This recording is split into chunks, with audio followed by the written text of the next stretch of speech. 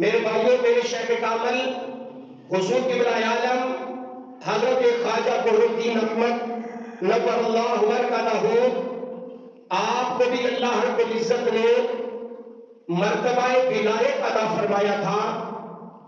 آپ اللہ کے ایسے جلیل القدر ولی ہیں کہ حضور دادا صاحب رحمت اللہ تعالی علیہ آپ فرماتے ہیں کہ ولی دو قسم کا ہوتا ہے، ایک مادر ذات ولی ہوتا ہے، دوسرا کسبی ولی ہوتا ہے۔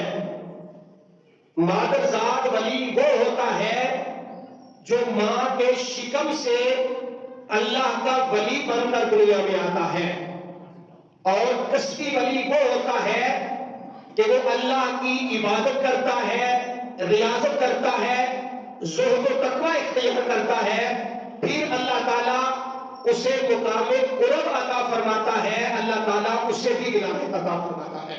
میرے شیخ کامل جناب حضرت خواجہ قطب الدین احمد نور اللہ برکاتہ، آپ بظاہر امی تھے، کسی مدرسے میں کسی ادارے میں پڑھنے کے لیے آپ نہیں گئے تھے، آپ گجرات کے ایک چھوٹے سے گاؤں جیندر شریف میں پیدا ہوئے۔ آپ کے والد محترم کا انتقال ہو گیا، آپ کے ام محترم یعنی آپ کے تایا جان نے آپ کی پرورش کی، چونکہ آپ کا خاندان گجر خاندان ہے، کھیتی باڑی کا کام تھا، آپ کے تایا جان نے آپ کو کھیتی باڑی کے کام پہ لگا دیا۔ فرماتے ہیں کہ یہ بچہ عام بچوں سے مختلف تھا، یعنی باقی بچے کھیل کود میں مصروف ہو جاتے تھے، ان کا شوق کچھ الگ تھا، جو کام ان کے ذمہ ہوتا وہ کرتے، کرنے کے بعد یا قرآن کریم پڑھتے یا مسجد میں نوافل ادا کرتے۔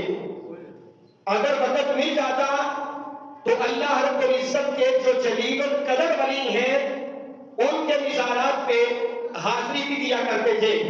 حضرت خواجہ قطب الدین احمد نور اللہ برکاتہ، آپ کی یہ خصوصیت تھی کہ اللہ نے آپ کو ولایت بھی عطا فرمائی تھی، آپ مادر ذات ولی بھی تھے، اور اللہ کے محبوب صلی اللہ علیہ وسلم آپ کا فرمان عالی شان ہے، حدیث قدسی ہے، آقا علیہ السلام فرماتے ہیں لا یزال عبدی یتقرب الی بالنوافل۔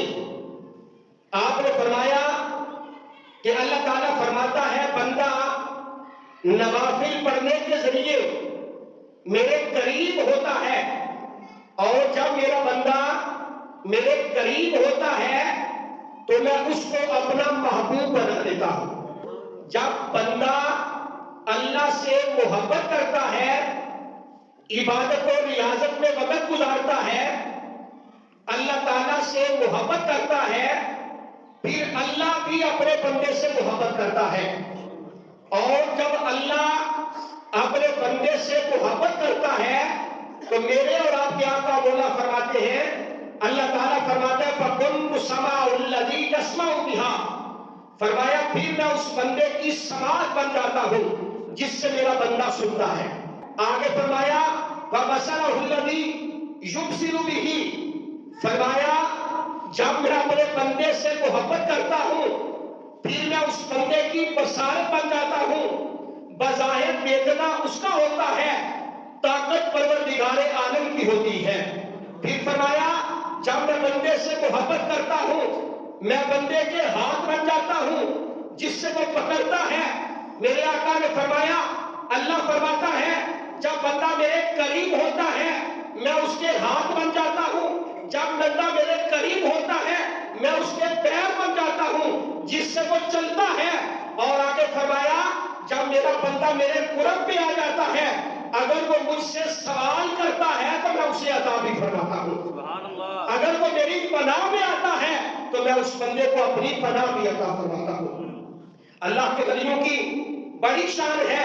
اور میرے بھائیوں، میرے اور آپ کے آقا و مولا نے حضور کے جو امتی ہیں، جو اللہ کے حریم قدس میں رہنے والے ہیں، ان کی بڑی شان کو بیان فرمایا ہے.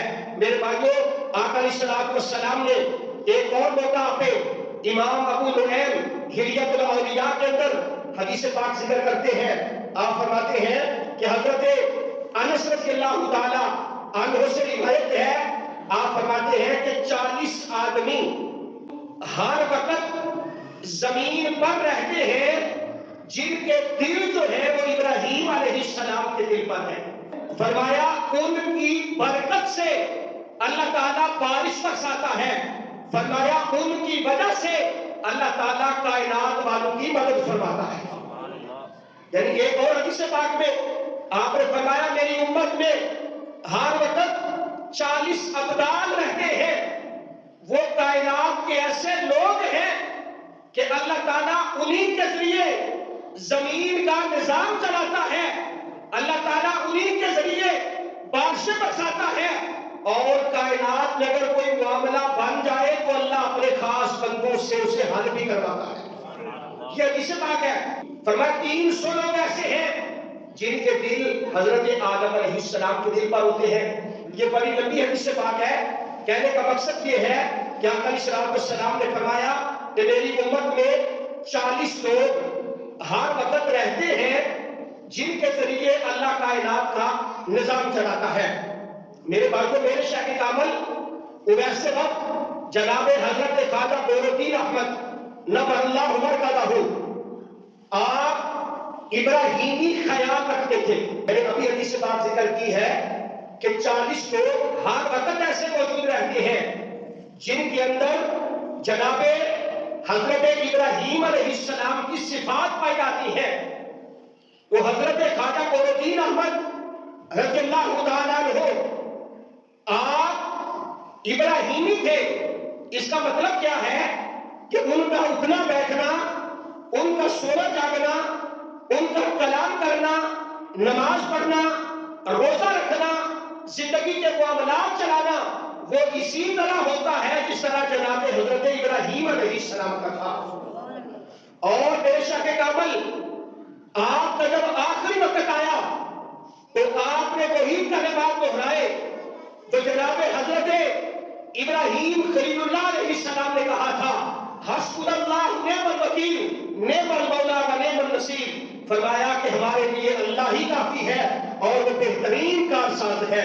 میرے بھائیوں، آپ کی حالات ایسے تھے کہ اس وقت کے جو مستند علماء تھے جن میں شیخ القرآن حضرت علامہ عبدالغفور ہزاروی رحمۃ اللہ تعالیٰ علیہ اور استاد کل جن کو بڑے صغیر کے اندر استاد کل کہا جاتا تھا جناب حضرت علامہ مولانا محب النبی صاحب رحمۃ اللہ تعالیٰ علیہ، جب وہ دیکھتے تو علامہ ہزاروی یہ بے ساختہ کہا کرتے تھے کہ استاد محترم مجھے قسم ہے رب قدوس کی جس کے قبضہ و قدرت میں میری جان ہے، قبلہ حضرت صاحب کے سارے معاملات میں نے قریب رہ کر دیکھے ہیں اور حضرت ابراہیم علیہ السلام کو بھی پڑھا ہے.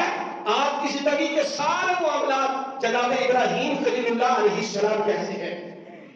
اس کی ایک مثال بڑی مشہور ہے کہ حضرت ابراہیم علیہ السلام اللہ کے جلیل القدر نبی ہیں. میں نے پہلے بھی عرض کیا تھا کہ آپ کی اولاد میں با اختلاف روایات 4,000 40,000 یا 70,000 انبیاء علیہ السلام اس دنیا میں جلوہ گر ہوئے تھے. حضرت ابراہیم علیہ السلام کی یہ عادت کریمہ تھی کہ آپ ہمیشہ ہاتھ باندھ کر چلتے تھے. تو میں عرض کر رہا تھا میرے شیخ کامل حضور کبریٰ عالم رحمۃ اللہ تعالیٰ علیہ آپ بھی ہمیشہ اپنی گفتار، کردار، معاملات، چال ڈھال بلکہ چلنے میں بھی کبھی کسی نے یہ نہیں دیکھا کہ حضرت خواجہ نور الدین رحمۃ اللہ تعالیٰ علیہ ہاتھ کھول کر چلتے تھے، بلکہ آپ بھی ہمیشہ ہاتھ باندھ کر چلا کرتے تھے. کیونکہ آپ کا دل جو ہے وہ جناب حضرت ابراہیم علیہ السلام کے دل پر ہے.